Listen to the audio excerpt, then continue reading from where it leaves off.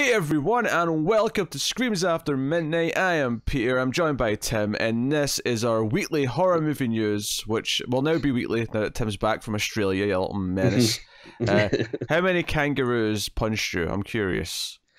I didn't punch any, but I did get to feed quite a number of of kangaroos. Well, that's good, because they might have punched you otherwise. They might have said, this dick from America is not giving us food. Oh. It was kind of funny because we went to, I mean, we, my wife, me and my wife, we, like to do like a lot of animal stuff. So we went to at least 6 like zoos / aquariums / animal sanctuaries.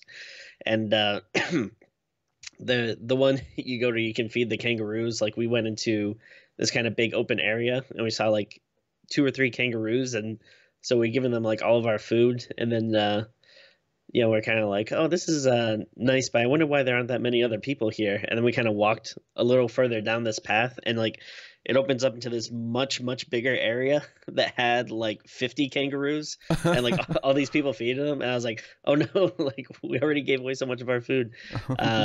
But yeah, there's a ton there. They're very nice. Got to feed them, got to eat some of them. We did have kangaroo steak, which was actually pretty good. So I love that you went to visit some kangaroos and then left it like, you know what I'm in the mood for now? Some kangaroo steak. They're truly beautiful creatures. And then but yeah, you might as well try to eat them. I saw one lick its own balls, which was kind of funny. And then I tried to get some video of it to send you, but he stopped doing it by the time I took my camera out. Now, what I love about this, we spent a lot of time in Tasmania, which Australia itself is cool, but I really like Tasmania. And what I like about it is that it's similar to me because it's basically this like little place that's just obsessed with like 3 to 4 different animals. Like everywhere you go, they have like there's either like a Tasmanian devil or an echidna or a wombat or like a kangaroo or a wallaby on it. Like, every like restaurant, every t-shirt or little shop like always just has like one of those animals on it, and it's great. They know they're a touristy place. They understand it. Sure, yeah. I get it. So this is a horror movie news show. And looking at the horror movie news for this week, I actually have a couple of things from last week, because obviously we skipped a couple of weeks with Tim away on vacation, and there was 1 or 2 things that had to kind of be talked about. There was a couple of things that had to be brought forward and discussed. I feel like I probably missed a lot too, because I didn't have too much access to like the... I basically wasn't using my phone unless I was like back at the hotel with Wi-Fi. So I just got kind of brief glimpses of like what new stuff is, but I feel like I didn't really see anything. So I'm sure I missed a lot. I actually, early on in your trip, I tweeted out something from the Screams Twitter that looked like it was coming from you. Okay. And I don't believe that most people realize that it was actually me doing this. I tweeted a Photoshop of like a plane wing, and it just said, I think I saw something on the wing on my way to Australia, and it was like Leprechaun on the wing. And it was the sort of thing that you would usually tweet, and no one realised it. And I mentioned it to some people later, and basically the giveaway is that the Photoshop was much better than yours usually are. and that's how you could tell it was me and not you. I have to go back and check that out, but because that sounds good. Unlike Tim, I don't use Microsoft Paint to do my to do my Photoshops. So yeah, it's not like I'm trying to win some awards or anything here. Come on. That's fine. That's fine. So yeah, let's dive into some horror reviews. So first up, we have a new Texas Chainsaw movie in the works. So it broke in September that Fede Alvarez, who directed Evil Dead and Don't Breathe, is producing a new Texas Chainsaw film. And now we have writers. We have Ryan and Andy Tohill, who wrote The Dig. They will direct the reboot. Okay. Are we supposed to know what that is? I don't know what it is either. Like, do you know what's amazing is that we watch like so many new horror movies every single year. We go out of our way to find them, and yet I feel like almost every single one of these news items will say, "Oh, this guy did this, or this woman did this," and I'm like, "How have I not heard of this? We watch nothing but horror movies all year long." Yeah. Anyway, and it's going to be written by Chris Thomas Devlin. So they've got like a team in place. Ryan and Andy Toll do the directing. Chris Thomas Devlin's doing the writing, the script. So this is what Alvarez said about it. Tohill's vision, Tohill's vision, is exactly what the fans want. It's violent, exciting, and so depraved that it will stay with you forever. Now, the last one was garbage. Yeah. The one before that I actually really liked, but not because it was good, because it was fun bad. Yeah. And then a lot of crummy sequels before that as well. So, and reboots and prequels to reboots and all sorts of things. So we'll see. We'll see. Apparently, Legendary was hoping to kickstart a new franchise with this. So how much of a reboot that is? It does say that it's meant to be connected to the original film in some way. So it almost sounds like it's going to be doing Texas Chainsaw again, where it's kind of a semi-sequel to the original film. Yeah, I mean, whatever. At this point, the timeline's so convoluted. Just as long as you have a guy swinging a chainsaw around, that's fine. Don't even try to. It's too far gone to make any sense about it. But. I mean, if it's saying that it's in some way connected, it could mean because Texas Chainsaw from 2013 very much tried to be like a proper sequel set years later. I wonder if this will just be another Texas Chainsaw story, which technically you could count as a sequel to the first one, but ultimately doesn't really matter that much. You know, some people find the house and they find Leatherface and chainsaw shenanigans happen, and that's all that needs to happen. Yeah, I feel like sometimes with these movies, people go out of their way to make it. To have some type of continuity or timeline or whatever, but really at the end of the day, if it's good, no one cares. Like, if it's a good movie, who cares if it's, the 12th reboot or, a sequel to the 4th movie or, whatever. Just do it, make it good. How many of these are we on actually, hon? Because there was 4 and then the remake, the prequel 6, Texas Chainsaw 7, Leatherface was 8, so this will be the 9th. This will be the 9th Texas Chainsaw movie. Yeah. I mean, hopefully it's good, and hopefully if it, does well and gets people interested in the franchise again, maybe they can work something out to have a real nice little Blu-ray set. Because even though most of the movies suck, I would. I love my big franchise box sets. Of course you do. This one may have the most kind of resets in it in any franchise, though, because we had a remake and then a prequel to the remake and then a sequel to the original that ignored all the other sequels and then a prequel to the original movie, and now we're going to have another sequel to the original that ignores all the other sequels, including the previous sequel that ignored all the other sequels. So it's getting convoluted. I love it. Yeah. It's always great for a franchise when you need like a chart before watching the movie. Like a flow diagram. It's fine if it's consistent, because Godzilla did this thing where not necessarily early on, but once Godzilla was in like the 90s and stuff, they did this thing where every single movie was just a sequel to the original. Like none of them connected to each other, but that was every single one. It was like, no, it's just always like a Godzilla story set after the original film, but that's not bad. So at least it was consistent where you knew that every single time, whereas this is a lot more all over the place. So next up, Doctor Strange and the Multiverse of Madness, which is supposed to be a horror movie, lost its director, and the buzz now is that Sam Raimi is in talks to direct the Doctor Strange sequel, which of course he's a notable horror director, and of course there's a Doctor Strange reference in Spider-Man 2. If people go back and watch that, there's a reference when they're trying to name Doc Ock, they call him Doctor Strange at one point. So a fun little Easter egg there that might have some foreshadowing inadvertently on it. I mean, I don't really like Sam Raimi that much outside of the Evil Dead movies, so I'm not exactly caring that much about this. Not that I really care about Doctor Strange either. So I mean, I'm just kind of whatever about the whole thing. But you probably care more. So. Oh yeah, no, this was this was super exciting for me. 2020 seems to be the year that is made just for me. It seems like all the news is pertaining to my interest, but no, I mean, I do love Sam Raimi, so anything with him attached definitely gets me more excited. I guess the only thing that makes me a little hesitant is that they're putting him into this Marvel machine where you kind of wonder all right, are we gonna get that Sam Raimi touch? Like, is he big enough that maybe he'll be able to put a little bit of a stamp on it, or is this gonna just be another Marvel movie? Like, is he going to have to kind of work in this system that I feel like we've seen other notable directors kind of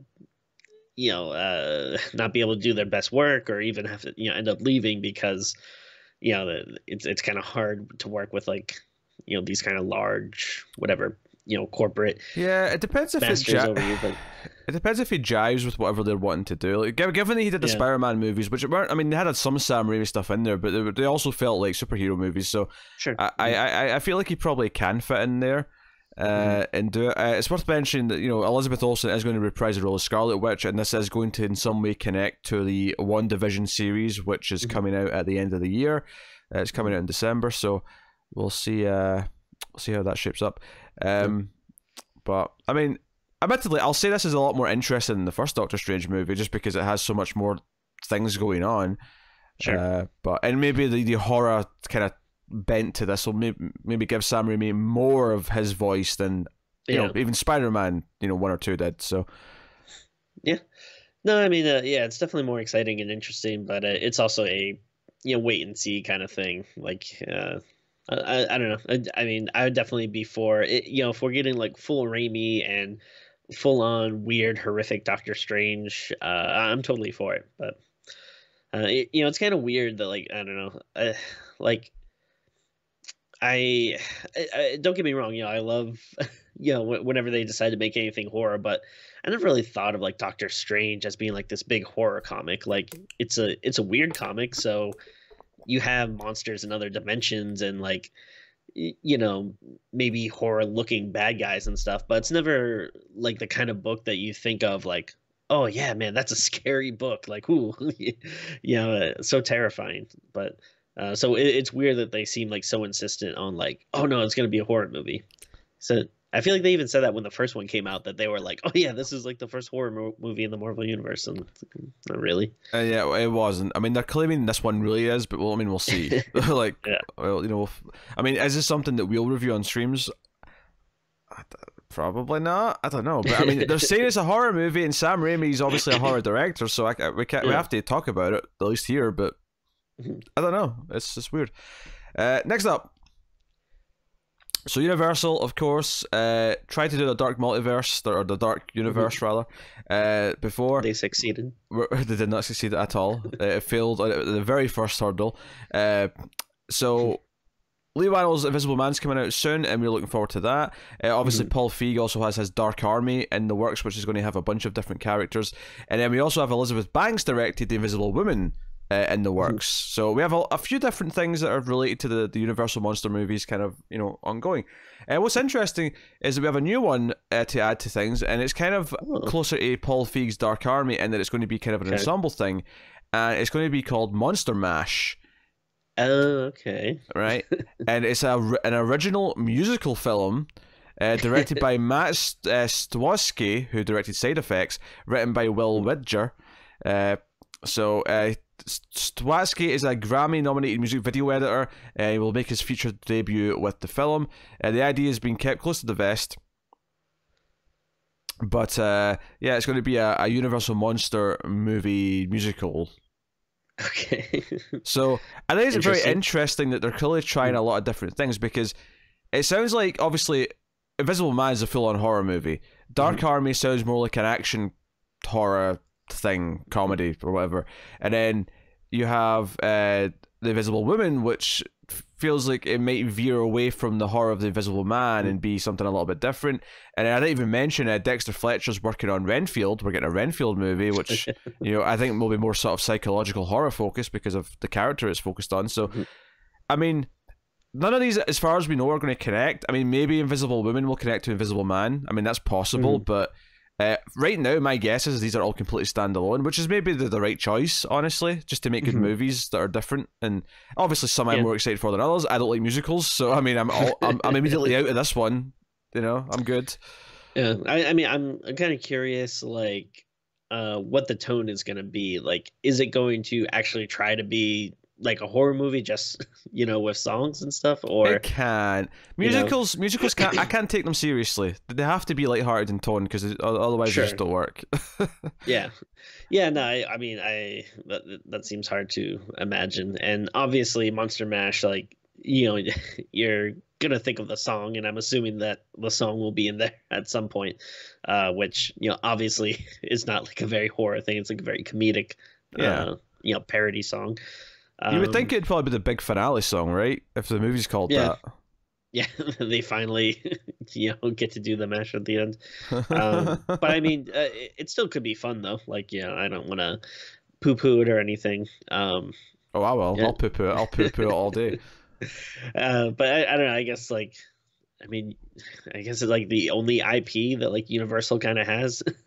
Well, they have that, and they have Fast and Furious, which does have Oh, okay. a ninth movie coming out. In fact, side tangent, did you hear that? So they greenlit 3 films at the same time, right? So the 9th, 10th, and Okay. 11th were all greenlit at the same time.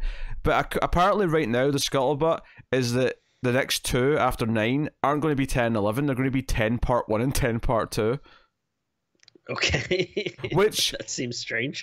given that it's not based in something, because at least, I mean, I don't like that they did this, but at least with Harry Potter and Hunger Games and all those other things, they were splitting a Sure. book in 2, so there at least was a reason why it was called part 1 and part 2 of those things. Like, Yeah. just say 10, 11 or a 2-parter. Like, it's fine. Like, Yeah, that's weirdos. that's very strange. There's a pretension that goes along with that, I think, Yeah. that I just don't like. Anyway, next up, are you ready for more The Thing? Sure. So- Why not? So, The Thing, obviously, we've had 3 technically of these movies so far. We had the original 50s one, which is, sort of a bit goofier, sci-fi 50s movie. Then we have John Carpenter's classic, absolute masterpiece of a film from 1982. And then we have the 2011 kind of prequel, but also kind of a remake with Mary Elizabeth Winstead, who I like a lot, but obviously that movie is just bland as shit. Well, we have a 4th potential one in the works here. So the first movie and John Carpenter's movie are both adaptations of the novella Who Goes There by John W. Campbell Jr. It was first published in August 1938, an issue of Astounding Science Fiction. So, what's happening now is that John Betancourt in 2018 announced the discovery of a novel-length version of the classic novella, and he took a Kickstarter to fund the release of the novel called Frozen Hell. So there's an extended version of the story, the original book. There's an extended version of that, which was Kickstarted to be released. Right, so now there's going to be a movie in the works. Something like that, I'd feel like wouldn't need to be like kickstarted. Like I feel like a book company could, easily sell that, like the Lost, movie that inspired the classic. Or I don't know. Yeah, you would think. I mean, yeah, I don't know. But anyway, so Betancourt explained in 1930, acclaimed science fiction author John W. Campbell published the novella Who Goes There about a team of scientists in Antarctica who discover and are terrorized by a monstrous, shape-shifting alien entity. The story would later be adapted into John Carpenter's iconic movie The Thing, following an earlier film adaptation in 1951. The published novella was actually an abridged version of Campbell's original story called Frozen Hell, which had to be shortened for publication. The Frozen Hell manuscript remained unknown and unpublished for decades, and it was only recently rediscovered. Frozen Hell expands the Thing story dramatically, giving vital backstory and context to an already incredible tale. So Betancourt provided an incredibly exciting update on the fully funded project, announcing that Blumhouse and Universal Studios are adapting Frozen Hell. So obviously Universal actually made the last 2 movies, so they're stepping in. Blumhouse are going to do it because they're the people who do horror movies now. So this is. So do you know what's interesting about this? Is that, What's that? to me, is that it says that it adds all this context and backstory, and part of me's thinking like, I don't know if I want more backstory. Like, Sure. I actually kind of like the mystery in the Thing. And one of the things that I hated about the 2011 version is that it took the stuff that they found in the in Carpenter's movie and added so much to it that it took all the mystery away from it. And don't get me wrong, maybe all this stuff that's in the book is something that I can't even imagine, and it's going to be amazing and it'll be this interesting. I mean, but at the same time, I am kind of excited just because this is actually a far more valid reason to go back and do it again Sure. than most remakes or most, you know. Yeah. I mean, I think arguably this would be more of a readaptation than a remake, if that makes sense. Right, right. But I mean, no, that's totally fair. But I mean, no one ever calls them that. Like, yes, you know, they're. I think it definitely sounds interesting. Like, yeah, this piques my interest, and like you said, you know, more than just like a straight remake. Like, giving this context and stuff, it sounds a little more interesting. The only thing that kind of I don't know, like it maybe gives me a little bit of pause is like I've never ever heard anyone talk about you know the original story. Like, you know, I mean maybe the expanded version is like a masterpiece or whatever, but uh you know, it's not like something like I Am Legend or you know, like The Haunting of Hill House or whatever, where you know, you know, like even if they're adaptations of it, like you know, people still say, "But oh yeah, like you know, the book's amazing" or whatever. Like I've never, you know, heard anyone say like, "Oh yeah, Thing's such a great movie, and if you like it, you should read the you know the book or the story that inspired it." You know. yeah, that's fair. Again, it could be good. I'm just saying, like, yeah, I've never heard anything about it. If nothing else, this is a curiosity. But I mean, right now we have no director. We have nothing to be excited about from the film, and you know, in terms of the actual production. And that's true too. And even if this, it's like it's, I don't know, like whatever, Paul Wes Anderson or something doing it. Why would you go there? Why would you go there, Tim? That just hurts. Even if the movie ends up being really good, like the chances of it even coming close to Carpenter's, because Carpenter's is like a masterpiece and considered a masterpiece, you know, like that is a tall order to stand up to. But I'm also not surprised that Universal, as soon as they learned about this, went, "Hey, that's a good reason to do it again." Like, yeah, where we have this whole thing, and Blumhouse, of course, being in on it's an interesting thing. And so, I do wonder, like, you know, with Blumhouse, like, you know, they did get, you know, Carpenter to come back to do like the score for Halloween and stuff, and like, I wonder if they will. I mean, like, it seems like a long shot to have him direct it or anything, but I wonder if they will try to get his involvement in it somehow. Yeah. Oh, yeah. I wonder if they could. I mean, it's not impossible. I mean, even that's Blumhouse again as well, so they totally could. So, I mean, I'm kind of conflicted because I think that the idea for this and why you'd want to do this is actually far more valid than normal. I am still in a bit of a kick these days about not bringing franchises back, but at least this has an interesting reason as opposed to most of the other things that come back. I mean, are you excited for Lethal Weapon 5, Tim, with everyone who's in their 70s? Yeah. I mean,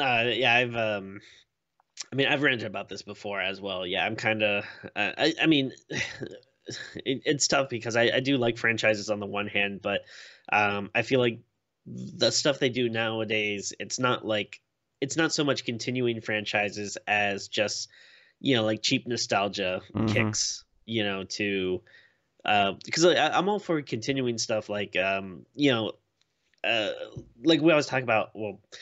You know, we as a you know the horror community in general, like you know, a lot of people will talk about wanting you know a new Friday or a new Nightmare or whatever, and that'd be great. I mean, I would definitely love that, but I want them to continue it, you know, like they do with the original sequels, but you know, if they do it nowadays, it's gonna be like, oh, you know, we're gonna remember this line or like, oh, remember this from this iconic moment from this movie or whatever, and.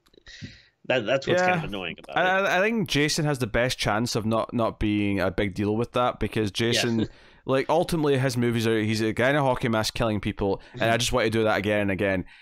Freddy's a problem because, you know, it needs Robert Englund, and if Robert Englund's not doing it, then we're kind of rebooting it, and, you know, I've not seen the remake yet, and we're going to get to that to review it in the show at some point. I mean, we're getting close. But, yeah, this is what it is. But speaking of things coming back, Christoph Gans, who directed the first Silent Hill movie, has revealed that he is working on both a Silent Hill film and a Fatal Frame movie. Oh, interesting. Okay. Yeah, he said recently. So I mean, we've not heard any like official announcements from anywhere, but he said recently in an interview, "I have 2 horror film projects with producer Victor Hadida." Gans told who's he talking to? Rely on Horror. He was talking to them. "I am working on the adaptation of the video game Project Zero, known as Fatal Frame in the United States." Yeah, I guess Gans is from the UK or Europe because that's Project Zero is what it was called There. Here, yeah. Oh. The film will place in Japan. I always like Fatal Frame as a title more, though. Admittedly, it just sounds better and fits the. Well, yeah, like Fatal Frame actually kind of gives you an idea of what it is. Like Project Zero sounds like it could literally be anything. Yeah. The film will take place in Japan. That's good. I like that part. I especially don't want to uproot the game from its Japanese haunted house setting, and we're also working on a new Silent Hill.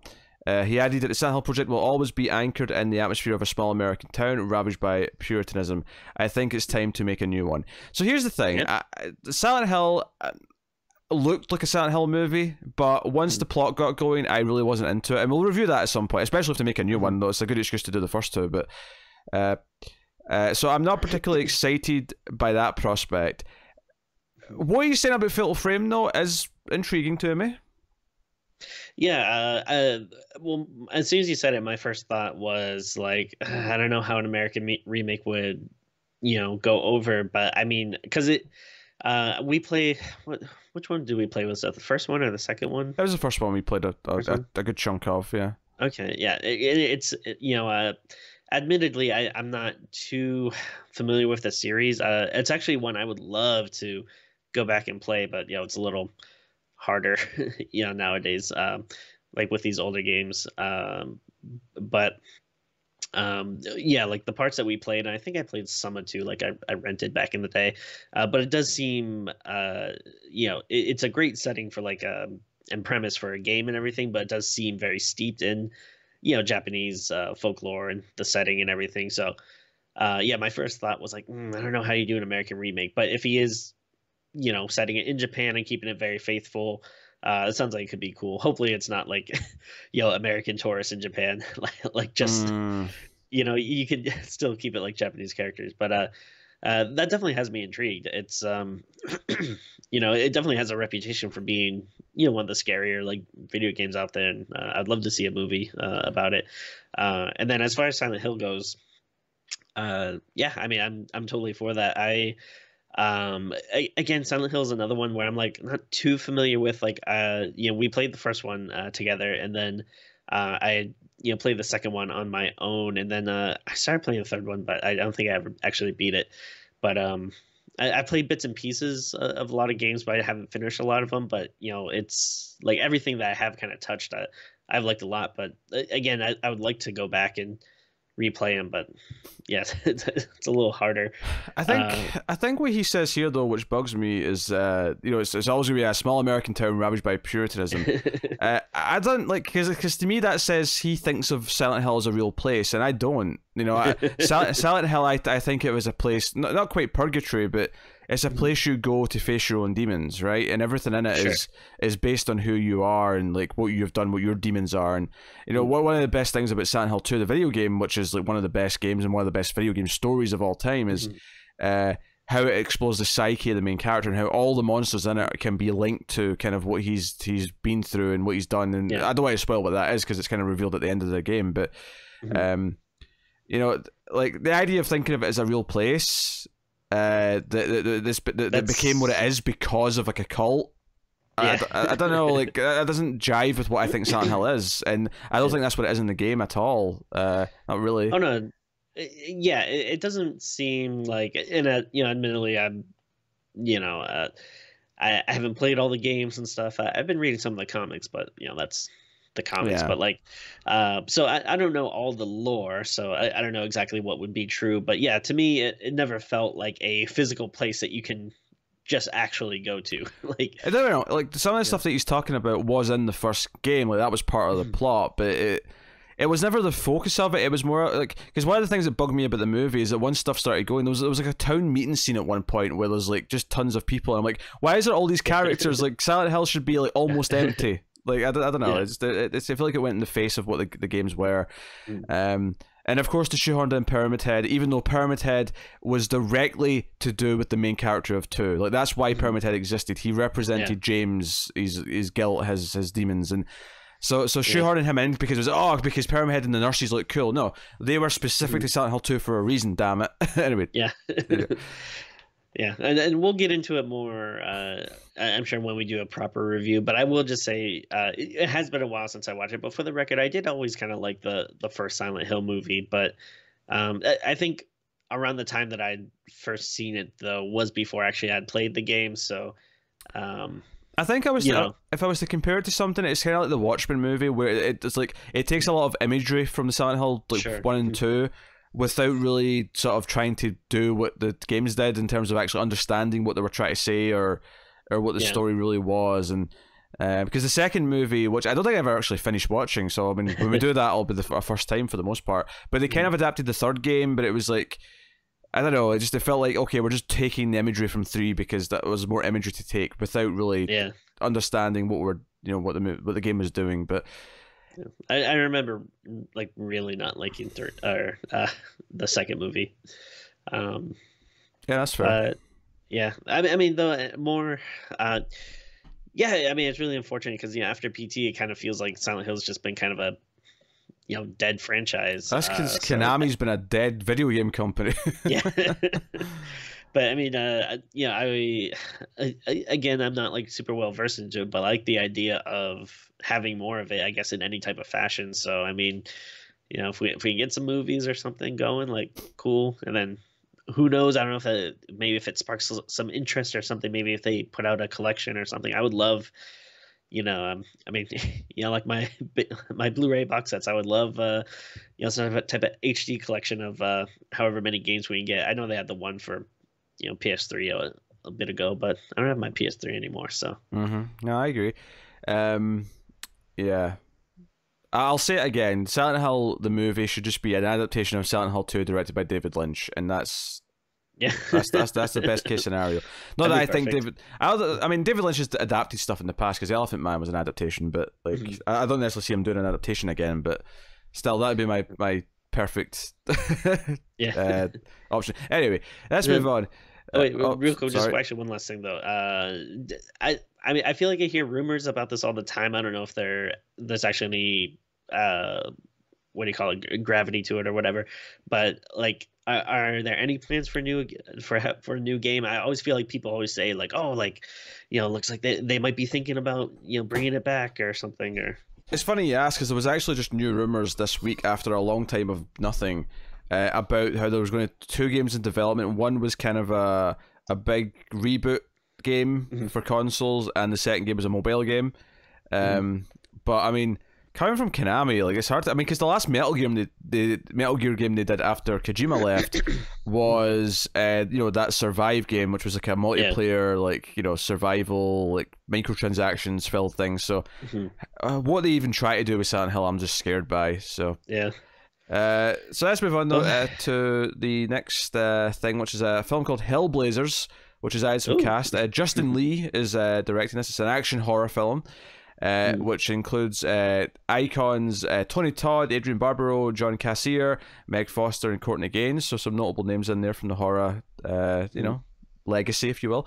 But they've just added Bruce Dern and Billy Zane to star in the 1980 set film. So that's pretty cool. The story set in the late 1980s follows a satanic cult that has singular focus on unleashing hell on Earth. With the help of an ancient incantation, they conjure a demon, and its members are tasked with feeding its populace of a nearby small southwestern town. So it sounds like there's going to be a call, and maybe some people fight back in the town. So action horror movie with that cast could be fun. Yeah. No, it definitely sounds good so far. Did it say who's directing? Did I miss that? Justin Lee is directing. Oh, has he done anything else? Or I don't think I'm. I'll look him up at IMDb since you're asking me. Okay. I was just curious. It doesn't sound off the top of my head. No, but I mean, I mean, who knows? Maybe I'll look him up here and you'll have a different thing. There's a few Justin Lees on IMDb. I'm going to assume it's listed. Okay. But I don't know if it is director. Oh, it's this guy. Okay, he did Badlands, Swell, Alone We Fight, A Reckoning, Big Legend. I've never heard of any of these. I've never heard of any of these movies. So, new guy. He's a new dude. Okay, yeah, because I mean, it's an interesting enough premise, but then it's another one you kind of wait and see. Who knows how it's gonna, pan out. But cool. I mean, action horror, I feel like is like a little tough because when I think of that, I was thinking like stuff like Van Helsing, which, yeah, on paper sounds like it should be cool, but it's just like one of the worst movies I've ever seen. I guess also like the last Mummy movie. I don't know, maybe you call it that action horror or something. So yeah, I don't know. I want it to be fun, but who knows? Yeah. So it's a fun idea, and I like that it's in a small town. I feel like there's not enough small town horror movies anymore. Yeah. With like a community who like band together to like fight something. So Sure. I'm down for this being good. We'll just have to see. It looks like there's Christmas, because there's an image with this. It looks like there's Christmas lights in the background, so it might end up being a Christmas set movie. Okay. So we'll see. We'll see. So next up, French filmmaking duo of Julian Maury and Alexandre Bustillo, best known for the ultra-violent slasher Inside. So Okay. you know these dudes. I've not seen Inside. It's what I'm sure. Inside's great. I'm sure we'll eventually do it in the show. Didn't they also do like Leatherface though, or something like that? Yeah. So, take that as you may. Yes. So it is. So they're going to do an aquatic horror movie. Okay. It's called The Deep House. And in the film, while diving in a remote French lake, so it's a French movie still, I think, by the sounds of it, a couple of YouTubers who specialize in underwater exploration videos discover a house submerged in deep waters. Do you know what I love? I love that we're getting movie descriptions now that they refer to the characters as YouTubers. Yeah. That's us, Tim. We're YouTubers. There's movies about us. Oh dear Lord. So, yeah, so James Jagger and Camille Rowe both star as the explorers in this unique Hunter, which is bloody disgusting, is weird phrasing of this. So, I mean, there's not enough aquatic horror movies. Obviously, Underwater has came out recently. We got that at different times, so we're waiting for the VOD release before we do that on the show, but I'm happy for more to happen. And also, it's an interesting visual, actually, of literally a house at the bottom of a lake. Yeah, no, that actually sounds really cool. And again, these days it's the more unique or interesting, the premise, the more excited I kind of get, because anything to take us away from, like the generic Hollywood horror movies that we unfortunately see a lot of. But this actually sounds really cool. And I do love aquatic horror, and I feel like we don't get enough. Anything set in the water, I'm a big fan of. Always down for more. So next up, Bloody Disgusting are really pushing this one because this is one they're involved in. So Bloody Disgusting is teaming up with Fangoria and Cinestate to produce a Halloween set horror film called The Sisters of Samhain. I like the title. Okay. Title's cool. Okay. In the film, a group of friends must team up with a witch on Halloween night to prevent a rogue coven from bringing about the end of the world. Mm-hmm. Interesting. Yeah, that's not bad sounding. Teaming up with the one good witch. Yeah. No thoughts? Does it have... does it say like obviously was it Bloody Disgusting and Fangoria are involved? But like, is there like any actual names of like who the director or whatever? Oh, yes, okay. So it's written by Ben Collins and Luke Piotrowski, the duo behind the VHS spin-off Siren. Oh, so that was the. Oh no! was that bad? Yeah. Actually, me and my wife watched it recently because it was on Netflix, and oh boy. Oh, however, they also did the coming-of-age thriller Super Dark Times, which was pretty good. I saw that. Okay. I haven't seen it yet, but I've heard that was good as well. Yeah, that was good. So maybe they're finding their feet. They're learning. So that's pretty cool. The director is going to be Greg Bishop, who directed Siren, as well as micro ended The Other Side and Dance of the Dead. Which, how have we not done Dance of the Dead? That sounds like something we should see. Yeah. So I don't know. We'll see. But yeah, so obviously they're making a big song and dance about that because they're involved in it. So that actually leads us to our one and only trailer for this episode. Now, I did look back at least 2 weeks to see if there was interesting trailers, but we have one big one to talk about, and that is the new 9th Saw movie, but this is the one that exists because Chris Rock wanted to do one and produced it.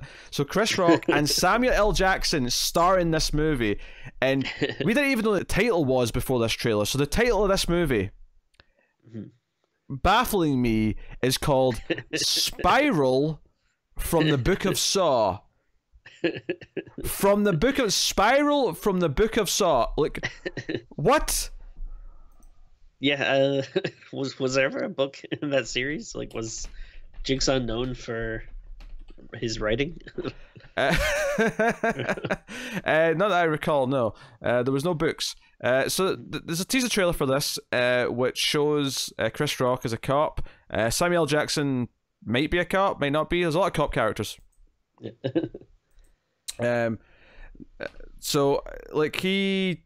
You know, it seems to, like, Jigsaw or whoever's doing the stuff in this is targeting cops, and it seems like it's more of a cop thriller horror movie as opposed to like what we've had in the past. There is a couple of things towards the end that kind of show, like, you know, Chris Rock holding a saw and things like that. But for the most part, it's like whoever this is sending like mystery boxes and like crime scenes for the cops to sort of like poke around. It's got the Saw theme music playing throughout most of it. What did you think of the trailer, Tim? I wasn't into it. I think, first of all, there's really no like hint of horror at all to me in this. Like, it feels very much like a cop movie, which you could, you know, like even like setting up, like, you got the kind of the, you know, like every cop movie, like the, you know, two partners just kind of having like a banal conversation, you know, in the cop car, and then, you know, the dramatic music starts playing, and then yeah, you really don't get any sense of like what the traps are going to be like, except for at the end, you know, like we were just talking about earlier with franchises, like, you know, oh, you gotta cut back to the famous, you know, part of the first movie, where they're like just doing that again. Yeah, I will admit there is there's a curiosity element here, just because it is a passion project. Like, I'm like, yeah, and it's so random because it's Chris Rock. Like, Chris Rock is passionate about making a Saw movie. Like, what? The weirdness of that does make it at least more interesting than just like a regular Saw sequel. Like, yeah, the idea that we're getting like a, you know, big random star who's usually not known for horror, like, coming to this, like, that does make it intriguing. So if anything, it's more interesting. I'm oddly curious, if nothing else, and I will admit I did smile just for the dumbness of Samuel L. Jackson doing one of his, like, you know, you want to play a mother effing game, like, yeah. You know, like I almost like the idea of just doing Saw 1 again, but with Samuel L. Jackson, just dropping Samuel L. Jackson lines like constantly. Yeah, that actually might be really funny. Yeah, the only other thing is like they're acting like, oh man, like he's targeting cops, and I'm like, didn't they target cops in the other Saw movies? Like, wasn't that like a whole big thing about like some of them is that in the end, like, the cop that was investigating is like caught in the traps and stuff now? Yeah, that was a big part of that was like the fourth one that kind of started to. Nah, well, yeah, it was because the fourth one was with the Baldwin. Wahlberg, Donnie Wahlberg. That's what I'm trying to think of. Yeah, that was the one that had a lot of him in it, I think. Yeah, that was 4. That was definitely 4. I don't know. But, you know, we get to see that iconic Jigsaw spiral that we all know from the movies. Here's the thing: the last one went to such great lengths to kind of incorporate Jigsaw and have us kind of guessing, and I won't spoil it, but there was a lot of guessing involved as to whether, like, you know, is he really back? Is it any, you know, what's going on? Yeah. And like, I mean, that one did have an ending that kind of like had like a new branch for it to go in, right? And I wonder if this new one's still going to kind of like in some way tie to that. Yeah, I don't know. Good question. I mean, if it's like completely divorced from the series and, like, you know, there's very little connections, like, that might be a good thing, because, yeah, we don't like the Saw movies, but you know, if this is almost like its own thing, but just, you know, kind of like with the Saw brand or whatever, I don't know, who knows, it could be like pleasantly good, like a little surprise. I mean, there's always been an idea to Saw that I think had potential. I've just never really liked any of the movies. And to be fair, this trailer does genuinely look different. It doesn't have that filter that a lot of those other some movies do. It's hard to tell what the editing's like because obviously it's cut differently for the trailer anyway. But it does. Well, I think that's always been like a problem with us with the series is kind of the look and how it's like edited and put together. So yeah, I mean, if you are keeping some of the concepts, which I agree, I do think is good, then who knows? Like it would. I mean, I guess weirder things have happened, but if we end the year and a Saw movie is on our top 10 list, that could be interesting. That would be a shock. That'd be a surprise. And what's interesting is that Darren Lynn Bousman, who did like 2, 3, and 4, is back to direct this one. But it genuinely looks really different. And and I like The Collector, which he did, which I know is not your favorite movie, but not crazy about it. And even I know I agree it has problems. I mean, I kind of like it in spite of its flaws, but so he has a potential to do something that could entertain you. I am deeply curious just because of why this exists and how it exists and how. That's true. Just it's kind of like when LeBron James was saying that he wanted to do a Friday the 13th movie, and who knows if that'll ever happen because of all the rights issues. But but that makes you go, wait, what? LeBron James wants to produce a Friday the 13th movie? Sure. What? I mean, fair play. I mean, so yeah, there you go. I mean. It looks different. I'll give it that. It looks different from the other Saw movies, but who knows if it'll end up being any good. At least I'm going into it intrigued versus like every other one we watch where I dread having to see it. Yeah, and it may end up just being like a 5 or a 6 out of 10, but even that would be an improvement for the most part. Oh yeah, it's a huge leap in quality for us. So yeah, that is the news. That is this week's horror movie news. So thank you very much for sticking with us, and let us know what you thought of the news from this week in the comments below. Like and subscribe, all that stuff. Get us on the Twitters at @mailed_fuzz for channel updates. Actually, more specifically, get us at Screams Midnight for the Screams After Midnight Twitter, where Tim often takes control and posts nonsense. You can, of course, support everything we do by going to patreon.com/MailFuzzTV and support us for as little as $1 per month. And you get a bonus episode of Screams After Midnight every month for that dollar, as well as a couple other things. And then there's the voting race at the $5 tier and so on and so on. So go and have a look-see and see if you want to support everything we do. I'll thank our Patreon producers at this time as well. These are patrons at the $20 tier or up. So thank you to David Short, Alison M. Fordyce, Cindy Palacios, and Tyler Hess. So thank you to you guys. So yeah, that has been a Screams News. So thank you once again for watching or listening. We always appreciate it. Keep watching horror movies, guys, and we will see you next time.